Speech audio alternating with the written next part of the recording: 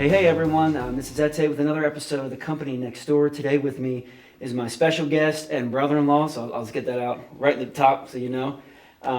Tim Morris from Park City Tree. Tim, how you doing, man? Doing fantastic. Awesome. Thanks for taking some time and coming and talking. I had to beg him to come down. Thanks for inviting me. Yeah. So Tim, as I've mentioned, he's my brother-in-law. He's got a really cool story which involves country music and Nashville and California and roofs and now trees in Park City and a lot more in between. And so hopefully today we can capture some of that and tell a little bit about your story and talk about Park City Tree and some of the things you're doing here in the community in 2020. Yep, sounds good. I didn't know we were going to go clear back to Nashville and all that stuff. Oh, yeah. Yeah, I didn't give him any prep. I never do. So Tim, take us back. So you grew up in Southern California.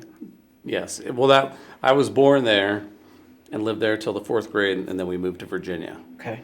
And that's actually where your wife was born. Yeah. Love Virginia.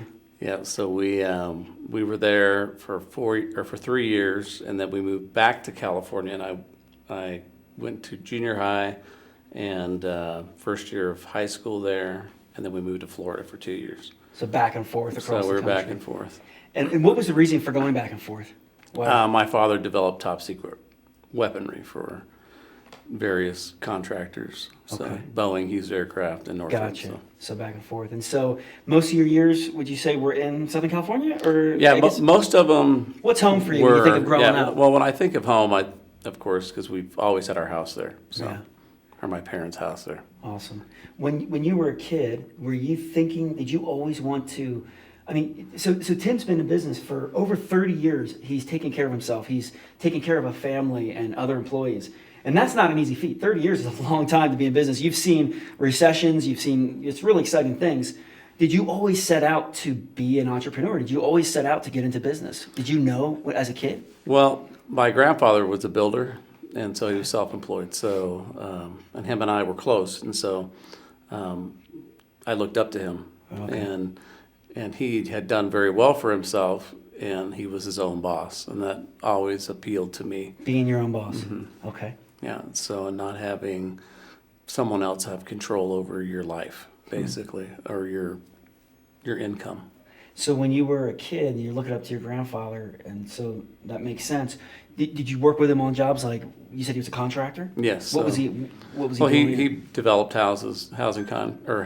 big housing projects. So he developed, like we have Stone Creek being built up here. Yeah. Things like that all over Southern California. But I was little, so I wouldn't get to do too much except for clean and dig and do things like that. But it was, and I learned how to cut wood and things like that from him. That's awesome. So you're with your father or your grandfather, and your dad not so much. He wasn't. He worked for Boeing. He worked with those projects. Yeah. So what was your first business? Did you get into business in high school? What were you doing in those years? My first business was a landscape business. Oh, okay. With Adam, my brother. Okay. Tell me a little bit about that. How old were you? What were you guys doing? We were 12 years old, and Adam was 14, and we'd gone around to all the neighbors to ask them if we could cut their grass, edge, prune a little bit of their trees, and just basically just take care of their lawns. And so we had probably 20 properties that we would take care of every week. Did you guys have a truck, or were you just walking down the street, or how were you? Well, we would push everything to the properties that were close, and then my mom would take us. We'd load everything up, and she'd take us to the other properties, because we literally went around and put door hangers around various neighborhoods throughout Southern California where we lived. So. And that's how you got all your accounts, just basically direct mail door hangers? Yes. Did you write them by hand as a kid, or did you? No. Well, we probably did write them by hand at that time. I can't remember. It's been so long ago. Yeah. But that's how. Yeah, that's how. And then they would tell their friends and neighbors, and so started off doing landscaping. That's funny. And were there any lessons you learned at that time, or was it just like, wow, this is great, I can go out, have control over my schedule, have control over my income? Or was there anything else that appealed to you about entrepreneurship at that time as a kid? Well, at that time, obviously you're a kid, so you just are excited to be making money Yeah. for doing work, because at home you're working, doing chores for your parents, and you're not making anything. So, so that was exciting. We enjoyed, that portion of it, but also each individual that you worked for had different personalities. Yeah. And so you'd find out real quick what they liked and what they wanted, and then you aim to please. Yeah. That's that I've always been that way. I always wanted to do a job that I would want to have done, for me if someone was working for me, and also to treat other people the way that I would want to be treated. Gotcha. So be fair and honest, and it, it's worked out. Yeah, no, and it's funny because those basic principles you're talking about when you were a kid, mowing lawns and cutting shrubs, but really just listening to the client and saying what is it uniquely that they need, they still apply. That is the core of business. Right. So you had it figured out as a young kid. So so you're going through that. How long did you run that little landscape business? We did that until we left for Florida. Okay. And then gave that up. And actually, before that, Adam and I actually, when we lived in Virginia, we had a paper route. Oh, there you go. And so we made money doing that. But did you have one of those bikes with the pegs and one guy stand on it, or who did what? We actually had this huge apartment complex, and so he would take half. It was kind of like split in half, and so we were on our bikes and we would go. But yeah, so that was the very first thing. But we actually worked for somebody at that point. We worked for, I think it was a newspaper out of Newport News, Gotcha. Virginia. So it wasn't like being self-employed, but that was really my first job. But first self-employment was that. Then we moved to Florida, and there was we had friends that did various companies and owned different companies, and so I actually went to work at a fish house. Oh, what does that entail? Well, those huge fishing boats, they have various needs, and one of them is they have to be filled with ice before they go out to fish. Gotcha. Right? So when they catch the fish, they throw them on ice. So one of the things that we did, there was this huge room that had a skid steer bobcat in there. Sure. And it would just, there's an ice machine that would just dump piles of ice. So there'd be this huge pile of ice that would be 30 feet tall. And in the floor was an auger, and we would have to make sure that auger stayed full when they were filling the boats up. Because there was a tube about this big, had a handle on it, and a little baffle so that the ice couldn't just shoot right out. It'd kind of slow the ice down. Gotcha. And they would take it and put it above their big coolers and fill them full of ice, and that thing would. That's crazy. So I did that most of the time that we were in Florida. I worked there, and I also worked for a place called Jack's.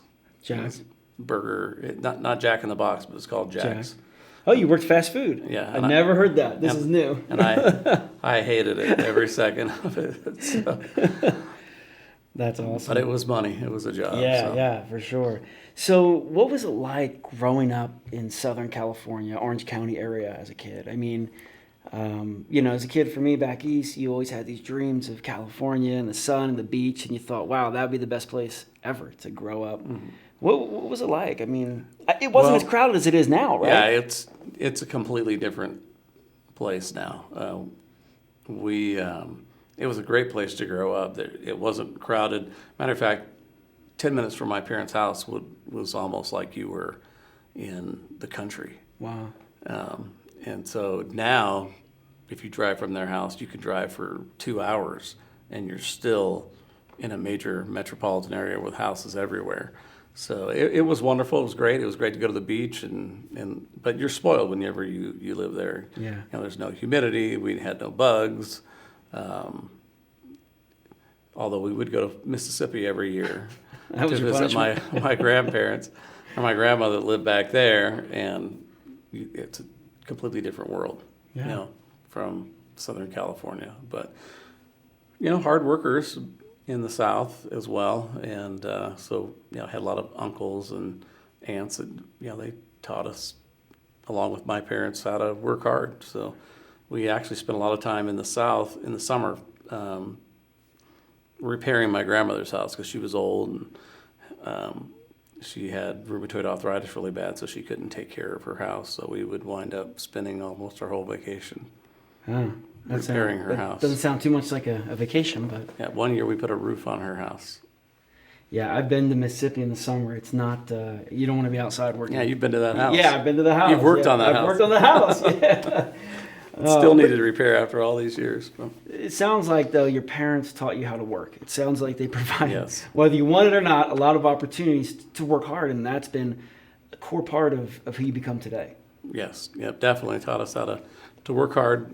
You know, we didn't have a lot. We had enough. Yeah. Yeah, there was really no extra, but there was enough, and we never wanted for anything. That's awesome.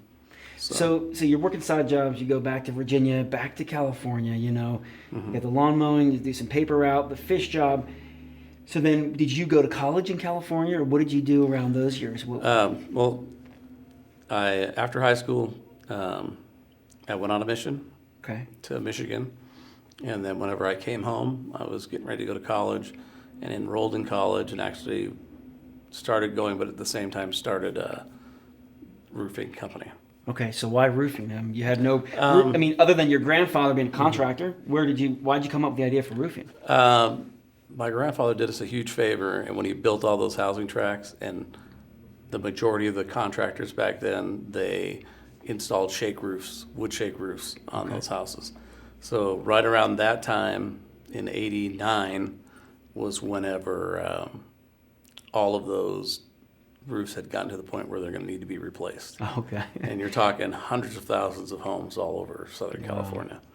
So, so I thought, well, I've learned some construction. I got a license to become, a roofing contractor, and actually worked under Grandpa's license for a while. Wow. And then got my own later on. But so yeah, it was timing. It was perfect timing to get into that.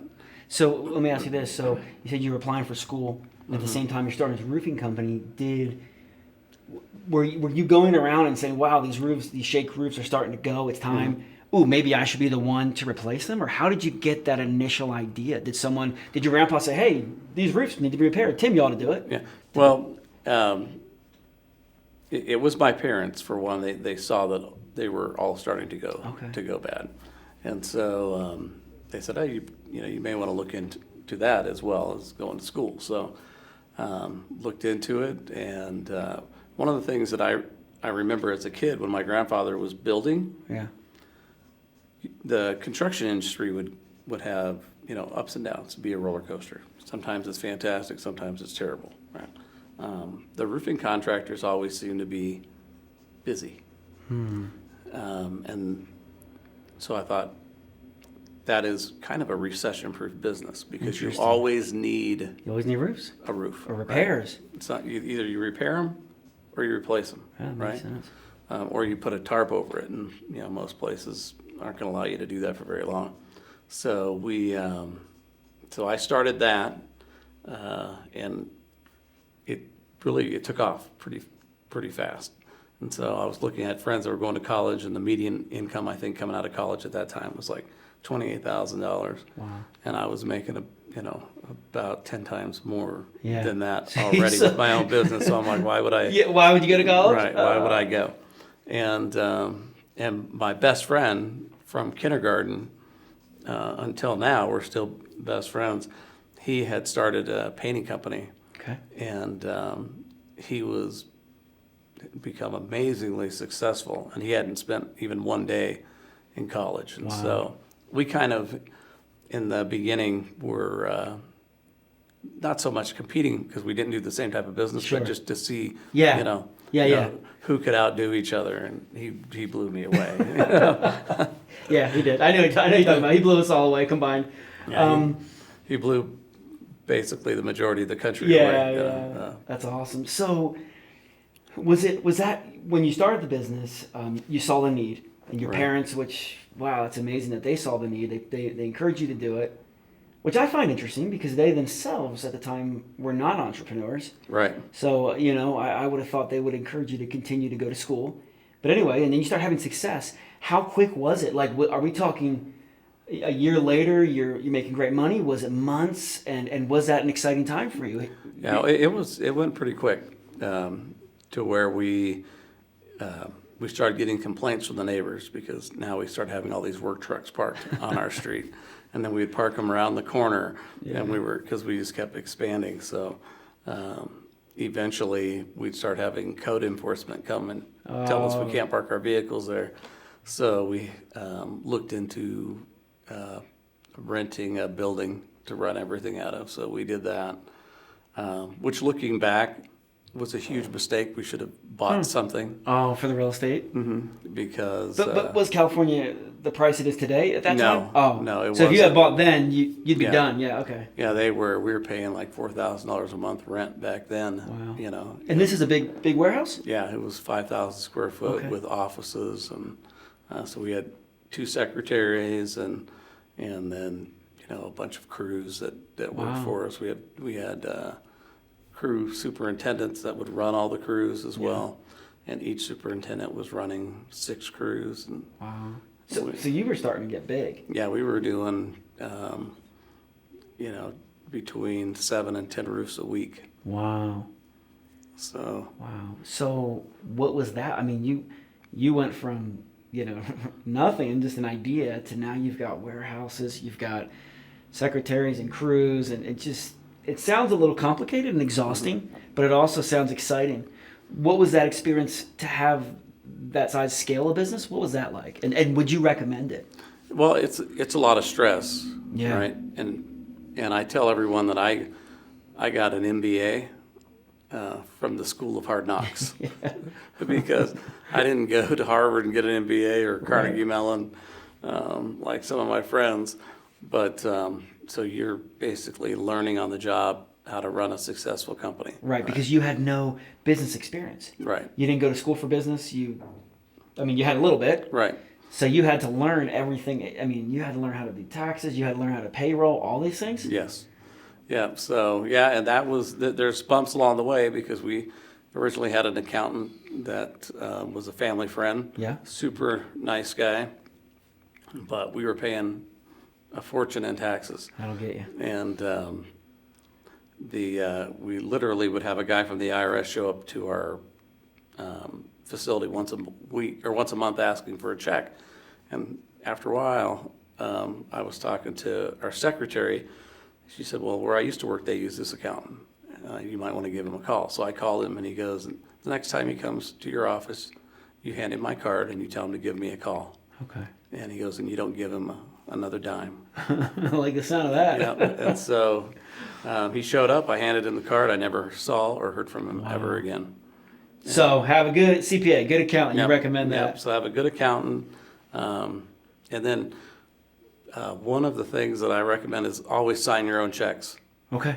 Don't ever let someone else So a secretary or right. Okay, gotcha. Because we had a secretary embezzle about $30,000 from us. So that's another lesson that you learn. And so and basically what at that point is the checkbook is never anywhere where anyone has access to it. Gotcha.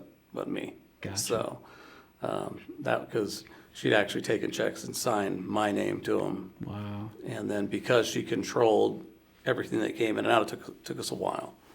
And even my buddy that, my best friend, he's had one take him for about $150,000. Wow. Yeah, So- it's common.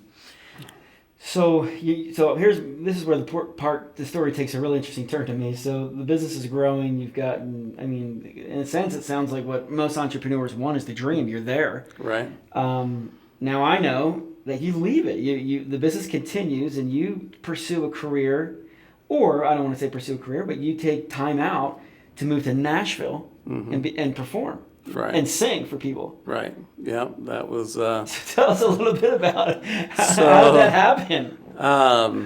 Yeah, that's a whole nother direction. But I had, at church they have road shows and things like Sure. that. So they'd asked me to perform in a road show. and to sing Elvis and be Elvis in this roadshow. Okay. So that was early on. I was probably 22 or somewhere around Okay. there. And I could sing just like him. And it would be, and so anyway, long story short, after that, we did parades, that we put a float in. And you're on the float doing I'm on Elvis. the float singing Elvis. That's awesome. And they'd have to put a sign up that would say, he is not lip syncing, this is a live performer. And so that led to people saying, well, hey, I know this voice coach. So I went and met a voice coach, and she professionally trained me how to sing. Okay. And she was actually preparing me to go to Las Vegas because her friend owned Legends in Concert, Gotcha. which was, a big show Yeah, in it's huge. Las Vegas. And so I worked with her for a couple of years, and then I went to Vegas and performed on the Legends in Concert stage. And awesome. it was an amazing experience. It was really fun. And the money to do that at that time was amazing. Oh, yeah. It was. Well, people travel from around the world to see the show. Yes, in Vegas. exactly. Yeah, so it's a big show. So I think at that time the Elvis was making about $500,000 a year, and this was early '90s. and they had also cruise ships that they would send casts out on performing in any way. So I went and did that, and I was they liked me, and they were interested in having me come to work for them, right, to sing Elvis. But it was the strangest experience I'd ever been to in my life. Just because the individuals that are there are, some of them, I almost felt like they were that individual. Yeah, And for so sure. Yeah. Being So backstage with them, and it was just very odd. And I thought, if I'm ever going to do anything in music, it's not going to be this. right. It's not going to be mimicking somebody else. Yeah. It's going to be doing my own thing. So transition now to where the company is successful and we're making a lot of money. Yeah. All these pieces fell into place for me to go to Nashville. Yeah, because you'd have to sustain yourself, Right. the company. So yeah, there would have to be a lot of things in play for that to happen. And so, I'm a firm believer the Lord has a plan for each one of us in, what direction we're going to go in our life. So I was, my mother was talking to my uncle. It was my great uncle. It was her uncle. And she was telling him I sang and everything else. Yeah. And he says, well, you need to have him contact my buddy John Hobbs in Nashville. Okay. Because he owns the Nashville Palace, and he got Wow. Randy Travis started. He got Alan Jackson, Ricky Van Shelton, all these That's a big connection. people. So he gave her his name and phone number, and my mom called him up and said, hey. So I never heard that. yeah, so next thing we're flying to Nashville, and I'm singing at the Nashville Palace. Man. And John, who I didn't know John from Adam, but getting to know him, he's quite the character, and he's had his hands in a lot of things. He's not only in politics, but he was on the board of directors for the Academy of Country Music. Gotcha. And so that set in play a whole different set of doors that opened. It was, he told me, he goes, you've got what it takes, but now it's time for you to work to get it, because you're going to have to knock on a lot of doors. And so, perfect. I was perfectly willing to do that. Went back to California because I was still working in the roofing company. And he calls me up one day and he says, hey, the president of the Academy of Country Music, her husband had just passed away, and they had some roofing needs. Oh, And that's that's perfect. isn't this You could do interesting? roof and sing at the same time. Right. So I go and we help her out because there's a lot of shady people. She's a widow trying to take advantage. Yeah. And so we gave her a fantastic deal, on getting her roof done. And then she said, well, John says that you're a singer. And she goes, is there any doors that I can open for you? And so Come on, man, that's amazing. So the next thing I know, I'm at events with Dick Clark, and I meet Dick Clark and his wife Terry and all that whole organization.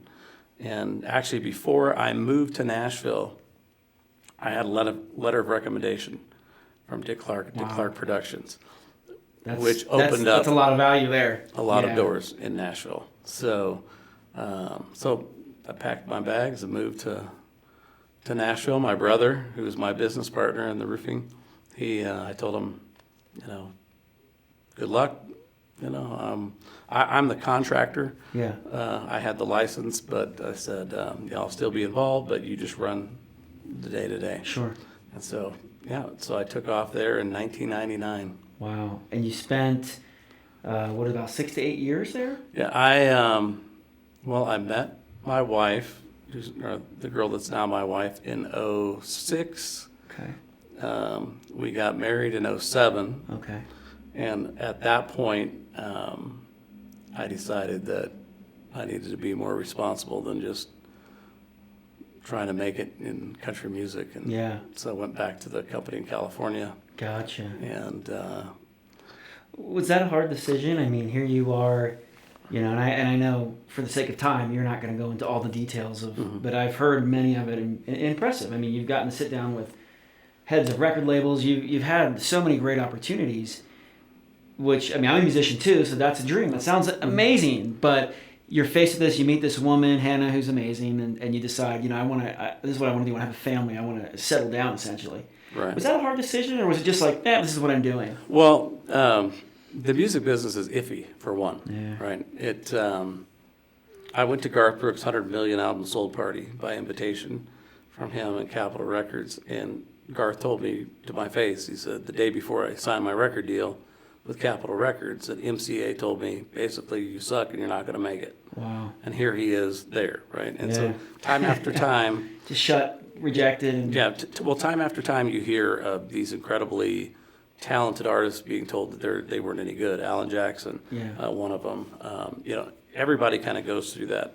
And I had the chance. I've met with the president of Capitol Records probably 6 or 7 times, who's now the president of MCA. Gotcha. Nashville. He's music.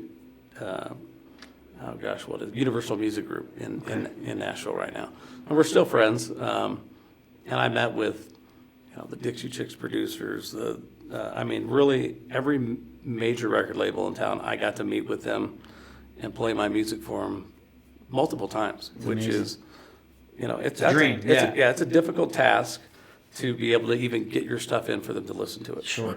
Oh, yeah. And then for them to ask you back and tell you that you like them. I had one producer that was basically the top producer in Nashville agree to produce my music until an issue between him and my manager blew that up. Gotcha. But looking back, I look at it, everything was a stepping stone to get me to where I was supposed to be. Yeah. Which was to meet your wife. Yes. Gotcha. And so after I met her, we got married, moved to California. I still hadn't completely given up, but I knew that financial security was there. Number one, yeah. Was in California with the company, and the company had significantly declined. Okay. It was actually $30,000 in debt whenever I came back. And so it took about 2 years to turn that ship around to where it was making a lot of money again. And in between that time, I had gotten a call from Capitol and asking me if I had any more music to play for them. And so I told them I did, and so we flew out there, and I was telling Mike Dungan is his name. I said, this is it. If you don't sign me after this meeting, I'm done. I'm done. I'm not coming back here. I'm not dealing with it anymore. And so we had kind of parlayed that trip into one to Florida. So after that meeting, I went down to Florida to the beach house with Hannah and her parents. And I had this email that would come over from Nashville that would give me all like the updates of what was happening in the music industry. And it said basically that Capitol Records had just gotten rid of their A&R, all their A&R people, just complete shakeup. The only person that stayed was Mike, the guy that I met with. And I knew when I got that email that they weren't signing anybody Gotcha. at that point because they were reworking everything. And so I'm like, I'm not going to get signed.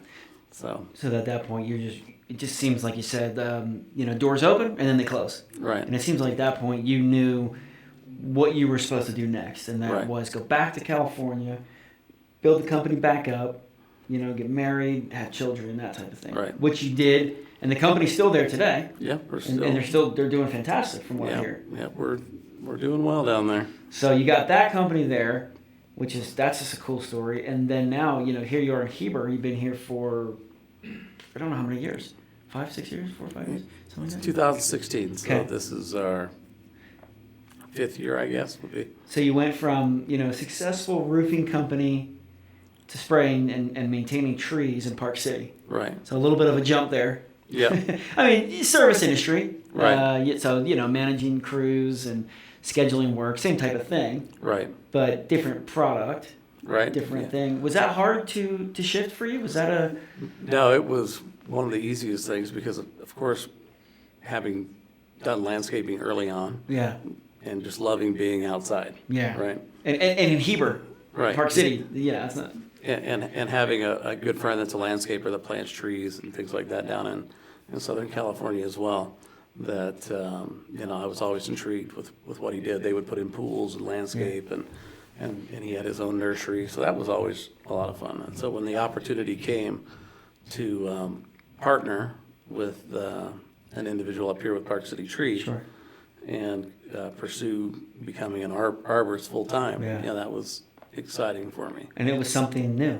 Yeah, it was something new, something different, something that I felt would be good for the family. Yeah. Because, my wife being from the South, she wasn't excited about living in the confines of Orange County, even though, we had a wonderful place, new house we just built for ourselves and up on a hill, beautiful view, but So you find this, and here you are. You partner with a guy here in Park City Tree, mhm. and you just finished building a house in California. Right. So you sell the house, Yeah. and you just pack up and you move up. Yep, we've sold it and moved up. To me, it was, you always rely on a higher power to send you wherever you're going to go.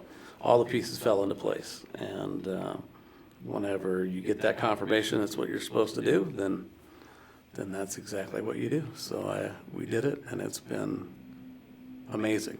How is the Heber Valley, Park City, but specifically Heber Valley? Mhm. How's that treated you? How's that been for your family? Oh, it's been phenomenal because, as you know, Hannah worked for a huge pharmaceutical company as a salesperson, and she's very loyal.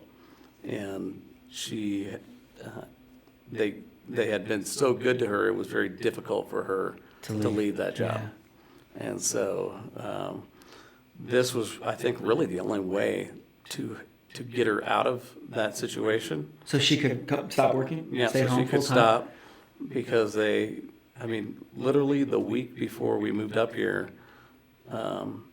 AstraZeneca offered her the biggest raise they could possibly give her To keep her.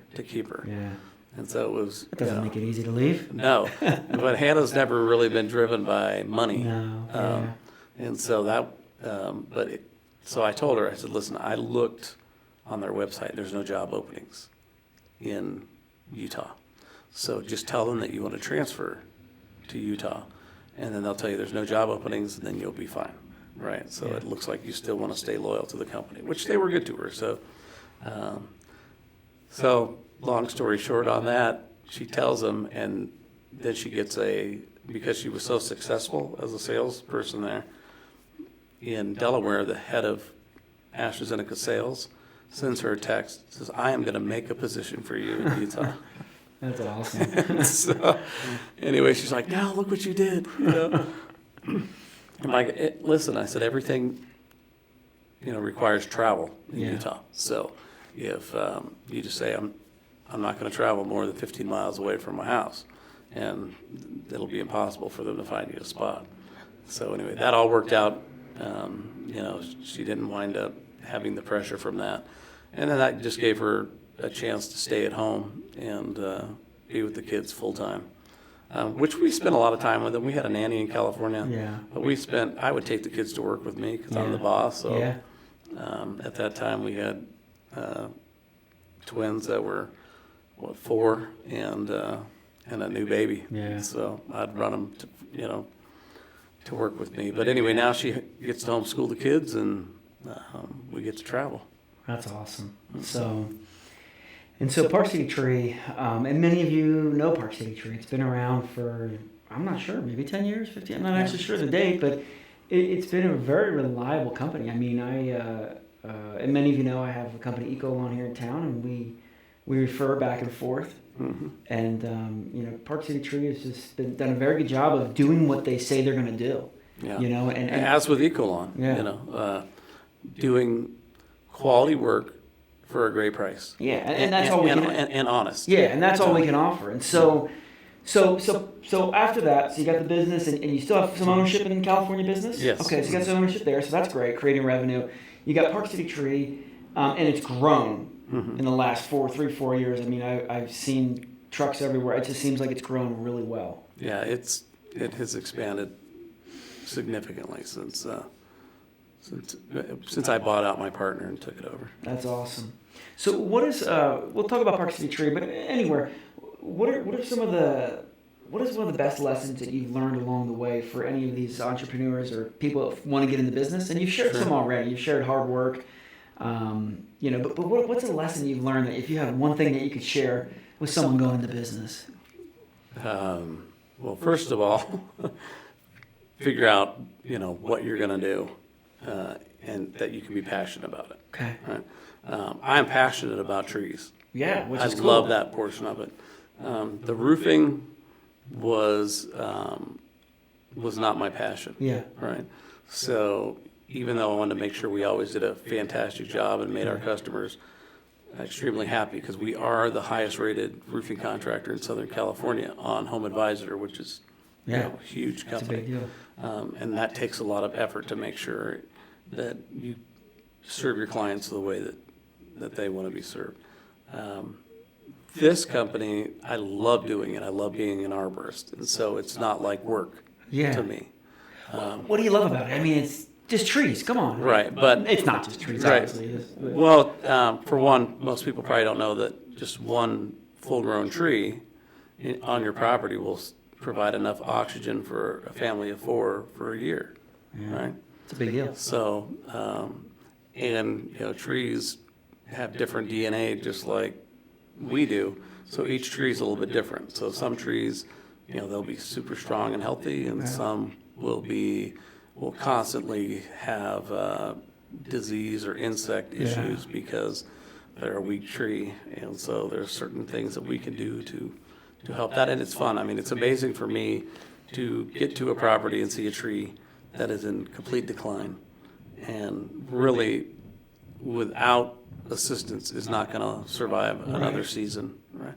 And to go in and do the things necessary to bring that tree back to life and see a result, right? And the homeowner's just ecstatic, Exactly, and because some of these trees are just extremely sentimental to people. Sure. And they want to, somebody planted them that may no longer be alive, or that they planted that after someone died as a memorial tree. Right. And so to be able to go in and to just change the outcome of where trees provide a lot of property value as well. Oh, yeah.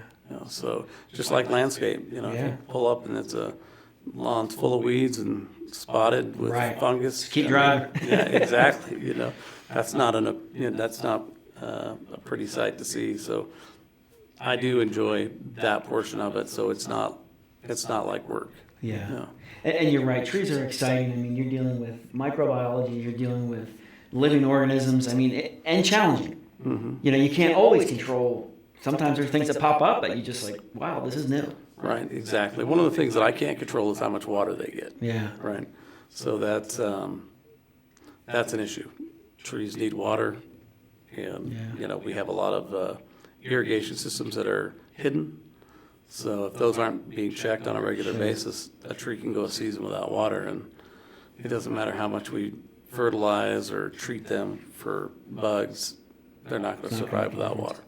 So can you give us one tip for anyone out watching? Go, oh, I need a tree doctor. What's something you could teach us about trees? Maybe about watering or feeding, or what's one thing that could be helpful? One of the most important things: trees that are in landscape, that are watered in landscape, the soil will compact over time. Okay, so just like you aerate your grass, you need to aerate around your trees. Not every year, but about every 5 years, get in there and churn that soil up. Because otherwise it compacts, and it compacts so tight that it will suffocate the tree. Gotcha. So that root ball needs oxygen. If it can't get it, it will die. And so you need to do that. One of the other things that helps is to just put a small layer of mulch there, so that because what happens here is we have dry, arid climate, right? Yeah. So if you're watering it, what do excavators do to compact the soil when they come in? They water it, right? So they come in, they excavate something, they water it, and then the water dries and it gets really hard, like a dirt clod, right? And then they'll add some more soil and water that until they compact. So that's what you're doing with irrigation. You're compacting. So if you put a little small layer of mulch in there, it won't let the water, especially from like a rotator spray on it, and keep compacting it. Because once it's compacted, it root suffocates them. It keeps them from getting access to the nutrients that may be in the soil because it's so tight. That makes sense. And so you get in there, and there's products now that you can put into the soil too that will aerate the soil. Yeah.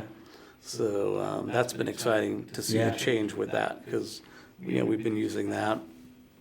There's but that would be the one thing that I would check. Besides, Park City landscapers have a tendency to plant trees too deep. So planting trees too deep will do the same thing that soil compaction will do. They'll root suffocate. Just bury too deep in the ground. Yes. So so what you're saying is, like, if this is the earth, they're putting the root ball too low. It should be higher. Exactly. Okay. There should be no more than 2 inches of soil over top of the root ball ever, or the root crown. Gotcha. So if you pile it up, you root suffocate it, and that will take you'll start to see a decline in 3 to 4 years. Okay. And then once they decline, trees, unless you have our help, decline slow and they rebound slow. Yeah. But we've developed some ways to go in and help them rebound quicker, which is amazing, because That's awesome. normally it would take, if we went in and did some amendments, you wouldn't see it till next year. Gotcha. And now I've already seen stuff that we've done this spring That's already coming back. already changed. That's Completely awesome. change of color, which is That's all. That's nothing exciting. short of a miracle. That's exciting. So so if you guys are looking for tree care, Tim will have his link below in the website, the Park City Trees website, and they are taking on new clients. Yes. And so he's got a good team, great staff, and they can help you out. I have a couple last questions and winding down. One is, and let's see if you want to talk about it or graze over it. Okay. Can we talk a little bit about, in a protective way, about what you're potentially working with, or do you want to keep that off the table? Oh, The newest, back to your business side. So I mentioned okay. Tim's an entrepreneur. He's always looking for ideas. You have a new project, but I don't know if it's something that we can talk a little bit about. well, yeah, it's a. It's fascinating. That's why I want to bring it up. Well, it's you come across a lot of amazing people. Yeah. Especially here in the Heber Valley. Yeah. And I'm always looking for something else to do, not to take the place of being an arborist, because I love it. But this is I had the opportunity to be part of a company that makes nuclear isotopes for cancer patients. That's awesome. And so I talked to them right before I came in, and we have a cyclotron that makes these isotopes. It's currently on a ship coming from Belgium Okay. to the United States, and it'll wind up at a facility that we're building in Indiana right now. And this cyclotron, I mean, and most of you don't know what that is because I had to Google it. We're talking, this is like a multi-million-dollar piece of equipment. Yeah, it's millions and millions of Okay. dollars, and it has it's 140,000 tons. So and it has to be in this concrete structure because of The weather? because of the nuclear Oh, yeah. portion of it. But and I was just asked a couple of weeks ago to be on the board of directors. That's cool. For that company. So that was it's, and I know the group of people that are putting it together, but we will have a cyclotron that puts out the most purest isotopes in the world. That's awesome. Yeah, I had to bring that up because it's just so bizarre and interesting. Yeah, it's How do you get wrapped up in something, but music to it's just all over the roofing place. to landscape to it's crazy. And I'm sure we'll hear more about that as it comes out over the next bit. What's one of the hardest moments that you've had? This is kind of my winding down. Just in business where you're just like, I mean, you've been doing it 31 years, so that's incredible and just something to celebrate, really. Right. And you've stayed afloat, but what's one? Can you look back on was there a moment where you're like, wow, I might just go get a job. I'm done with this.